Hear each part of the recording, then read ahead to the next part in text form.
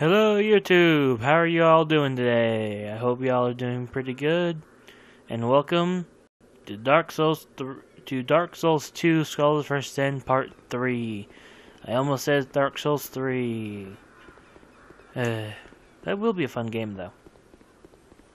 Anyway, we just got into the second bonfire, and this here enemy is known as a crystal lizard. Killing these enemies will run away and disappear if you don't kill them fast enough, but they'll respawn if you go back to the bonfire, sit down, and come back, which is something else I forgot to mention, is that resting at the bonfire will respawn all of the enemies in the area for a few times. It's about 7 or 8 times that they'll respawn before they'll just stop respawning. Crystal lizards will only spawn until they are killed. The minute they are killed, they will stop spawning. And by killing them, you will get your hands on upgrade materials. Now, you may notice I broke down that door earlier. You normally can't get through that door. The door is normally locked at first. And the easiest way to get through it before beating the boss of the area is to just destroy the door. You can't do that with all the doors, but for some reason that one can be broken. And now right here we have one of my favorite merchants, Malencha. Buy something, anything. Oh, come now, help an old woman and buy something.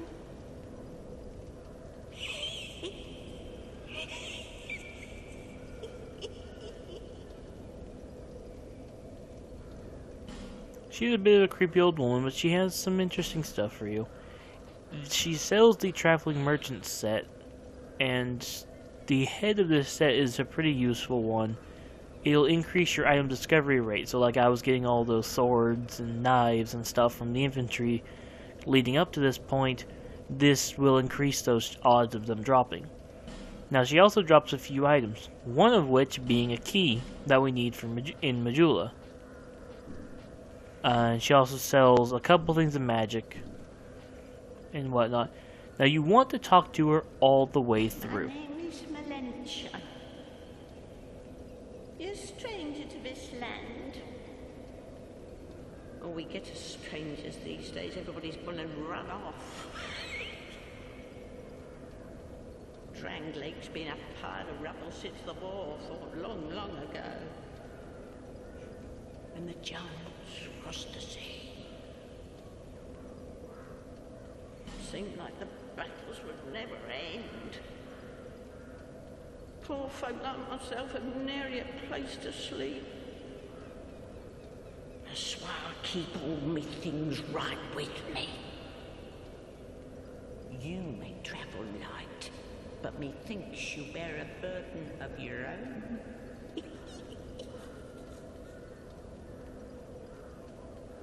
They say these trees grew from the remains of the giants. From each carcass sprouted new life growing into what you see now. But you know what they also say? Don't believe what an old hag says.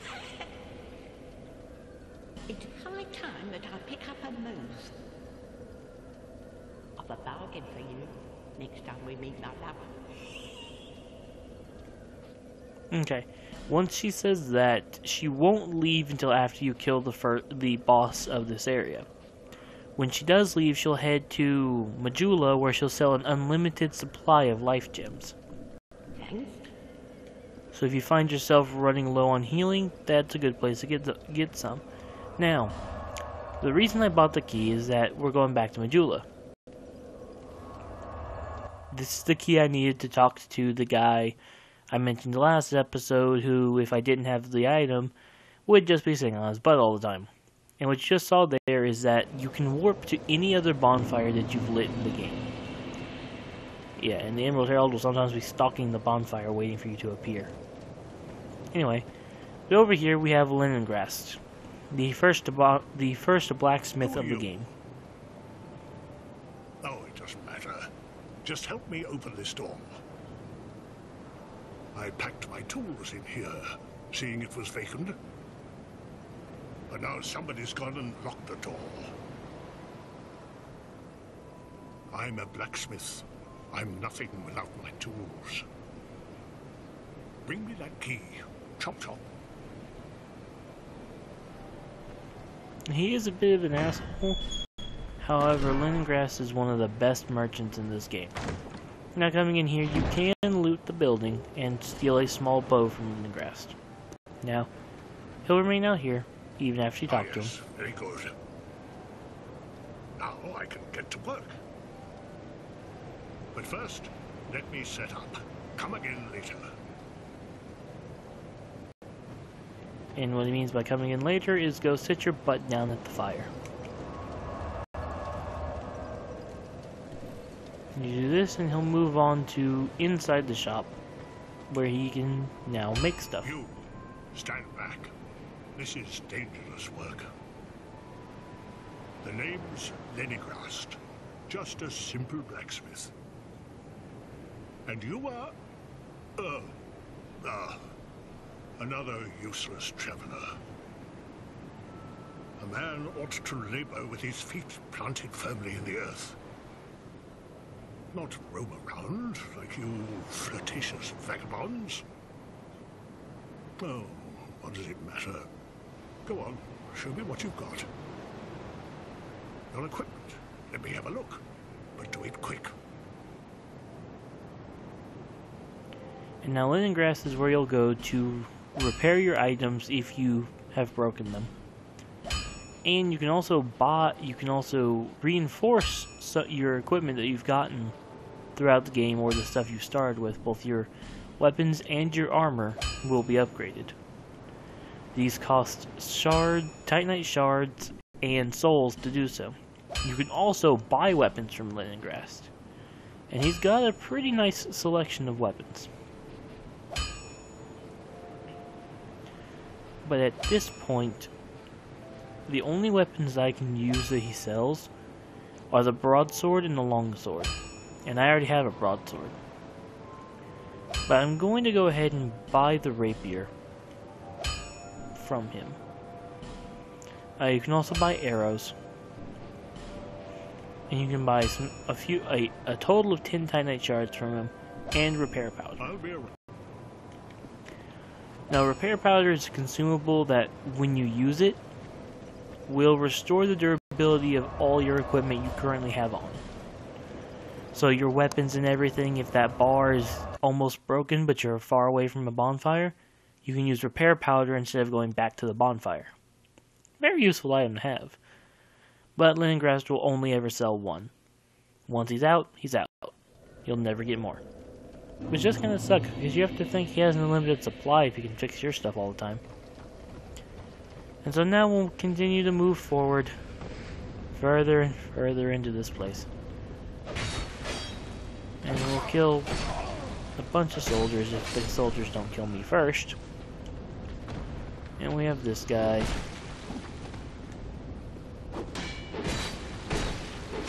Who's a bit of an annoying enemy.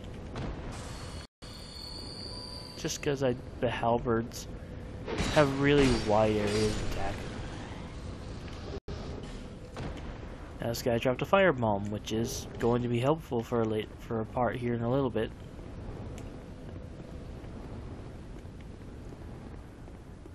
This here's another door that we can't open until we kill the first boss.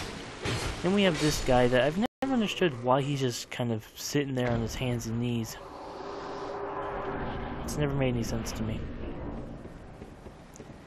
And now we climb the tree branch thing. And here we run across an ironclad knight. Now these guys are really freaking deadly.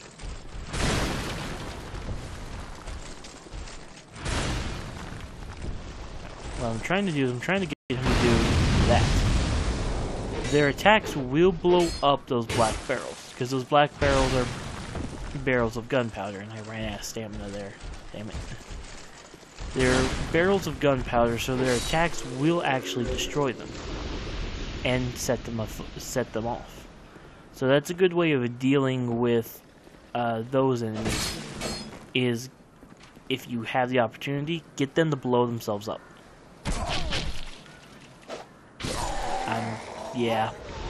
I noticed it when I started to walk off and they shot me with the 3 arrows. Oh, second death of the series.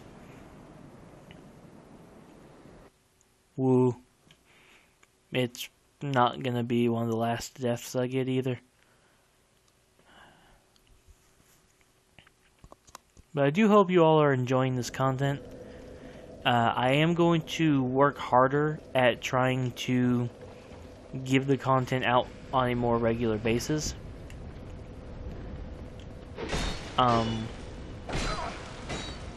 I'll be perfectly honest with you, the thing that got me distracted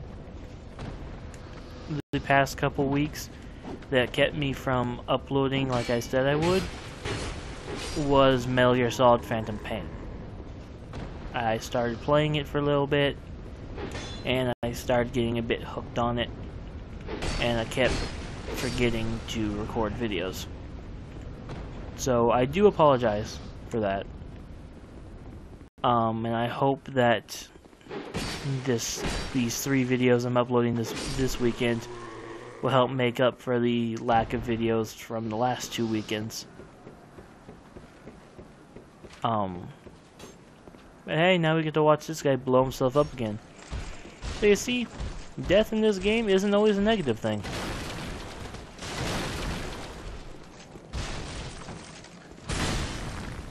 When the enemy cooperates with you trying to use their AI to take damage. And then they'll also sometimes blow you up, which is never fun. Jerk.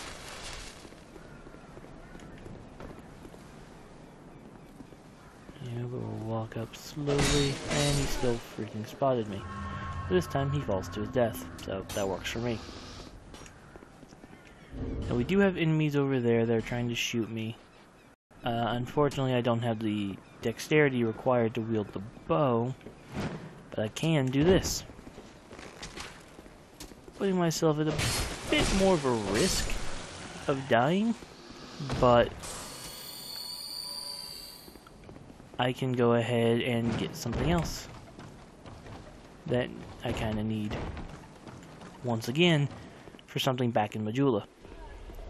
So now, I don't know if anyone has ever fallen for this trap.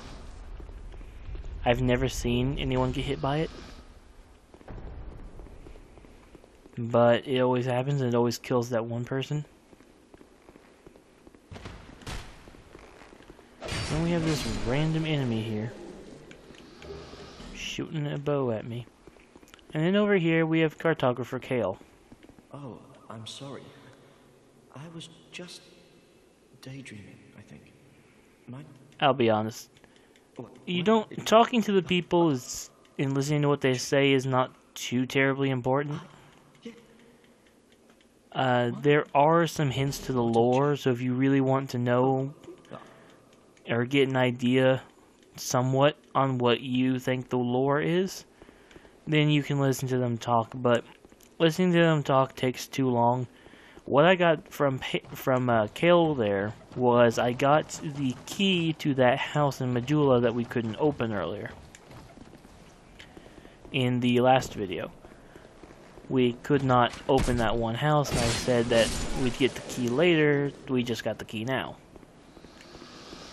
Now, what Kale was saying is that he would meet us at Majula at the house again, because he supposedly has found a map of Drain Lake in the basement of that house. And he's found some stuff here that he's trying to mark down, and then he's going to meet us at Majula. In other words, he's going to wait until we kill the boss, and then he'll meet us at Majula. So, I do apologize if anyone wanted to hear Kale talk. I just didn't feel like sitting there for another 4 or 5 minutes listening to an NPC talk about stuff that, if you're not one who's into the lore, it doesn't matter. I mean, I, for one, love the lore in these games. The only thing is that there is no solid lore. The creator of the Souls series has even stated himself that he designed the series, the story of the series, to be where each player determines what they think the story should be. He leaves all the clues, all the hints, and then it's up to the players to piece them together in a way that the player themselves will accept.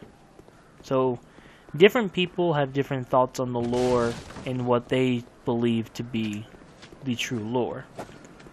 Now, what I want to do is I want to get this guy to blow up these barrels using a firebomb. And the guy threw too high. And I don't want him to blow me up. I don't like the spear wielders. They're annoying. Anyway. Back over here. Try to get this guy to blow up. God damn it. Well, never mind now. I'm going to have to blow it up with my own firebomb. Unfortunately, I only got one shot at this. So don't miss. There we go. And this is a shortcut back to where Malintia is. So, it's a pretty nice shortcut. We'll use some soul items. Now, you can actually open that wall from in here with Malintia if you have enough fire bombs and you stand at that wall and just constantly throw them.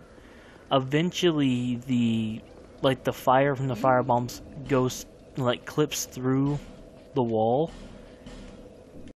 and it will set off the barrels, opening the shortcut for you. Now, I just spent 4,000 souls on an item known as a Pharaoh's Lockstone. Throughout the world of Dark Souls 2 in Drain Lake, there are locations in which certain areas or certain items can't be accessed without using a Pharaoh's Lockstone. And my favorite ring of all time, plus another item, can be accessed here at this early point in the game if you have a Pharaoh's Lockstone, which is why I spent those 4,000 souls to get a Pharaoh's Lockstone.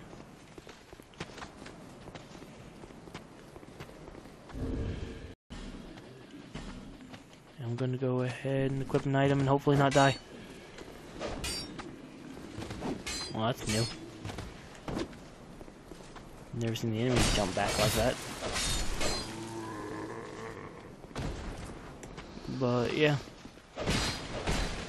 So, kill these enemies here. Get a great soul arrow and a blue wooden shield, plus a large soul of an undead, which is nice. And then we'll come over here and we'll have this person try to kill us. We'll kill them and we'll drop down here. And I'm going to use a life gem to heal myself, and then I'm going to open this box. And it's a poison trap. This is an example of a trapped chest, in which some wooden chests have traps within them that when you go to open them, get set off. And this one is usually the crossbow trap, but it will occasionally be the poison trap. Now, in here, in this little secret hole, you can find a Titanite slab, which is required for maxing out a weapon or armor's upgrade. And then the Chloranthy ring, which is my favorite ring of all time. This ring gives you a boost to your stamina regen, even if only slightly. Now, if you hit this door,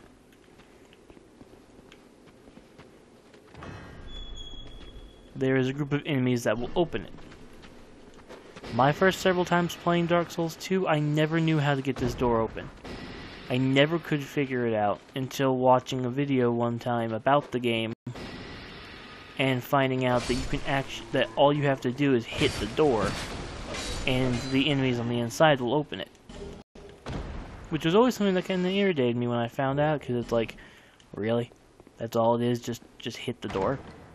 Now this ring here, some people find it useful. I personally don't. But other people do. And this is the life ring. Increases your max HP. but the ring itself only increases it by about 50 points.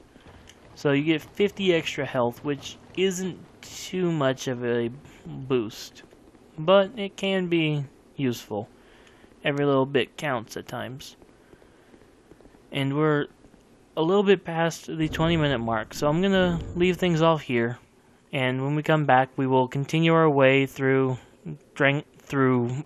Forest of the Fallen Giants, and hopefully we will fight and defeat the boss in the next episode.